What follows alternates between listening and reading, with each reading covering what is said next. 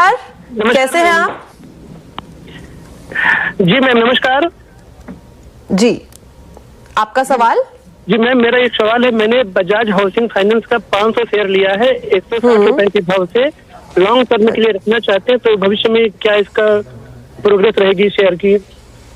Okay, कोई stop loss आपने लगाया है नहीं, राइट? नहीं, कोई स्टॉप लॉस नहीं है, क्योंकि मेरा लॉन्ग टर्म का निवेश है 20 ईयर्स का। ओके, ठीक है, लेकिन मैं आपको बताना चाहूंगी कि जो आपने खरीदारी की है वो काफी ज्यादा अपर लेवल्स में ली है। 52 हफ्ते का हाई देखे तो 188 है और ये करेक्ट होते होते अपने 52 हफ्ते के लो पे आ पहुंचा है। 111 का इसका 52 हफ्ते का लो है, 114 पे इस टाइम पे करंटली ट्रेड कर रहा है। बजाज हाउसिंग फाइनेंस ने अगर बजाज फिनसर्व भी देखे तो आज वहां पे भी एक डाउनसाइड हमें देखने को मिल रहा है।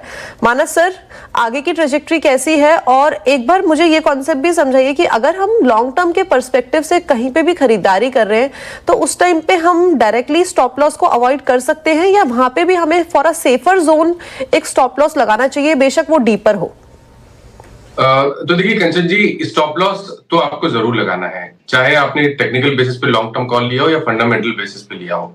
फंडामेंटल बेसिस पे ले रहे हैं तो आपके लिए स्तर इंपॉर्टेंट नहीं होता है, आपका जो रिस्क एपेटाइट है वो इंपॉर्टेंट होता है। कि अगर आपको एक पोजीशन बनाई है और आपने उसमें माना हुआ है कि 20% का आप रिस्क देख सकते हैं, तो 20% के नीचे अगर जाए तो आपको वहां से निकलना चाहिए।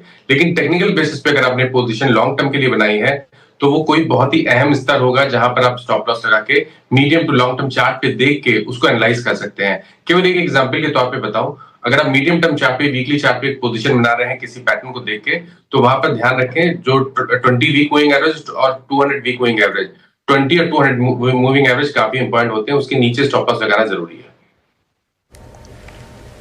ठीक है, तो ये राय बजाज हाउसिंग फाइनेंस पर आपके लिए आती है।